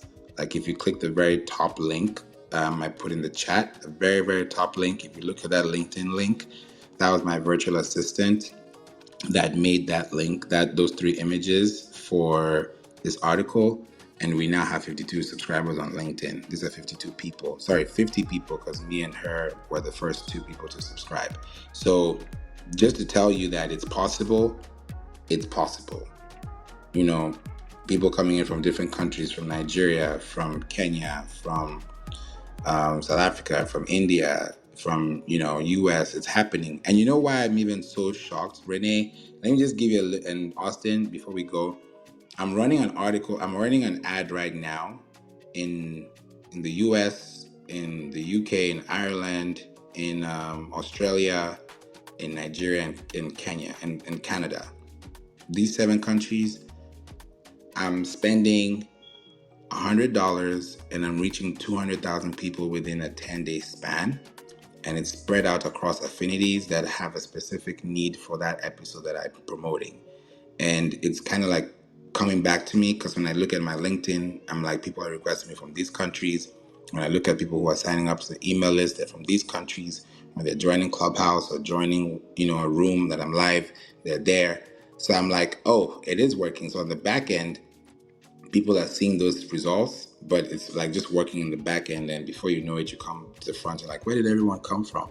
So that's what's happening. So Renee, it would be great I don't know if y'all are thinking about a podcast for the business, but that's going to be a really great way to, expand your horizon. I don't know what y'all are thinking about that. Oh yeah, it's just making the time. We're in a situation we're not hurting for clients, so we're not marketing, right? We're just getting the word of mouth. But that's so dumb, right? We should be doing the podcast to keep the pipeline full, because you can't, and this goes for everyone, okay, I'm busy, I don't need any more clients right now, or I'm full up or whatever, but there's a time where you won't be. And if you haven't planted the seeds now, we can't expect to have a crop to harvest if we're not doing it now. So that's where we're at. We're at the point where we're starting to build our podcast team and getting, we're in the beginning stages. We had a whole bunch of YouTube content. We're going to recycle it. It's still accurate. We're going to take the scripts. We're going to use it as our podcast scripts, and we're going to start from ground zero. But yeah, we're motivated. And you help, you and everybody else that I hear talk about this, or, getting up in our grill, and we're feeling like, we got to do it for sure. Thank you. Yeah, you're welcome. And welcome back, Dr. Fashion. Renee, I would love to help you with this process, because I know starting podcasts from scratch can be like algebra. It can be like Greek and Hebrew and Russian at the same time. Like it may not make sense, because it's like, okay, we're applying SEO correctly, but we're the people. But if we're able to, put it together, and either through the academy or through, one-on-one or through team effort, I think we can definitely go far, because with the content you want to repurpose, once it hits the RSS feeds, it's a whole different ballgame, because you start looking at your console differently too. Because when you look at the link section in your search console for Google, you'll start seeing new links coming from Spotify.com, Apple.com, because you're kind of having a market share on those platforms. So if you're able to get your links in there, you have articles that are responding to episodes, and that's also connecting to shared media like on Reddit and Quora. It's just a matter of time, because you already have the coverage, you already done the SEO piece. So putting the podcast would just be like the icing on the cake. And if we're able to do that and then reach out to an audience within a paid strategy, I know 100% your episodes will just take off, because what starts to happen is you get an affinity of a tribe. Because let's just role play a little bit. What would your podcast be talking about? Is it going to be in the wedding space? Is it going to be more business relationships? Or is it going to be like reaching out to clients and having maybe like backstory conversations that help people know how you process and do business? It's answering questions, all the questions we get asked, and just giving our content away, basically. That's it. How to do things. It's just giving it all away. Top of funnel stuff. I love that. And with the top of funnel stuff that we do with podcasting, your email list will never run out of consistency. Like, every time you send an email, you're not sending an email to get a client or connect. You just want to build relationships, because that person that has been on your list for a year will finally show up someday and surprise you. So if they're not unsubscribing, that's a good thing. If they are, then that's a filter, which is good still. So definitely, Renee, answering a podcast, like using what you said, like with Question Miner, and then using that information to answer and put that back into where you sourced it from, that's gold, because that will forever be there. It has a long-standing effect. The shelf life of blogs and podcasts are about 24 months. So you have leverage and you have equity, right? And then you can end up even going deeper and turning it into, documents that you can actually index into the algorithm. So by the time you're done with a podcast, somebody's really, really trying to figure out what to do. You're on Pinterest. It's a whole different strategy.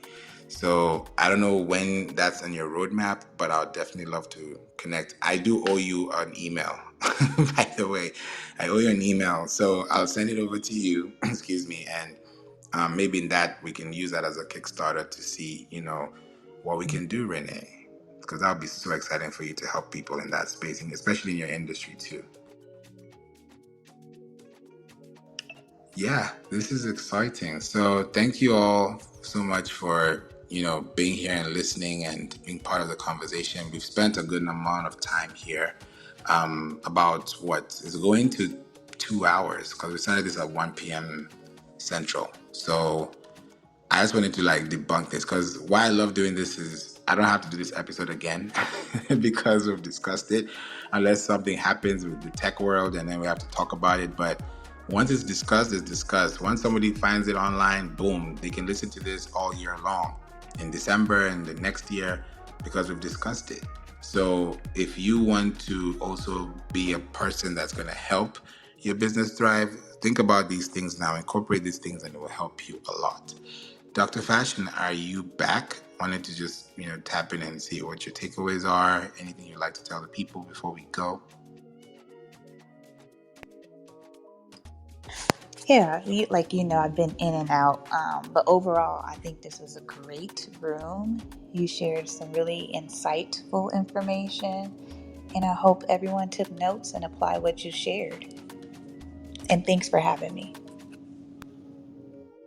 Thanks for being here. This was great. I appreciate you. Yeah, hope you guys enjoy. And thank you, Austin. Appreciate you as well. Kendrick, I jammed your voice note. You see? Thank you for that feedback. You see, that helps me, because I put it out there and people listen, but there has to be a response. And I love that, Kendrick, you're able to see that, and it tells me that it is working. Sometimes we think about it, we're posting every day, we're like, oh, it's not working. But one person will see it, and that's it. And then 2 people see it, and then 5 people see it, and before you know it, 100 people see it. So that was good feedback for me. Thank you, Kendrick. I appreciate that. All right, y'all. Have an amazing day. I know it's a Saturday. It's the last few days of the month. So I'm going to see y'all in July. I'm going to be here bright and early. So please make sure you're here on Monday. I'll be actually talking about the Takeout Guesswork podcast launch, and I'll be bringing some topics in here too that we can discuss a little bit deeper into topics and conversations. So yeah, Kendrick, I see you. Salute. Thank you all so much. Have a wonderful Saturday. Click the links above. Follow people around you. Also subscribe to the podcast show. The link is above here. If you want to know episodes that we've had, this is the time to listen to it and grab all the information that you need. so you don't miss out on this stuff. We have a lot of pink tickets, so it means that you guys are discovering this room, which is great. So I'm happy that you're here. Please make sure you're staying connected, and I'm going to catch you guys in the clubhouse streets. Bye for now. If you have reached this point of the episode, I just want to say thank you so much for listening to the We Don't Play podcast show. I hope this has helped you, given you some insight, because every time I come on here, or anytime I bring somebody on here, a guest, a speaker, anyone that is of relevance to you listening is always going to give you educational value, definitely entertainment value, and most importantly, empowerment value. So thank you for listening to the We Don't Play podcast show every day. And if you want to reach out to me, you know where to find me. Click the links in the description, or go to info@playinc.online, info@playinc.online, and book a call. Let's talk. Let's have a conversation. Let's talk SEO. Let's talk marketing. Let's talk business. Let's talk scaling. And I look forward to meeting you and learning more about you and your business. Till we meet in the next episode, have a blessed evening. Have a blessed day, night, wherever you are in the world. And I look forward to seeing you in the next episode. Bye for now. And don't forget, Jesus loves you.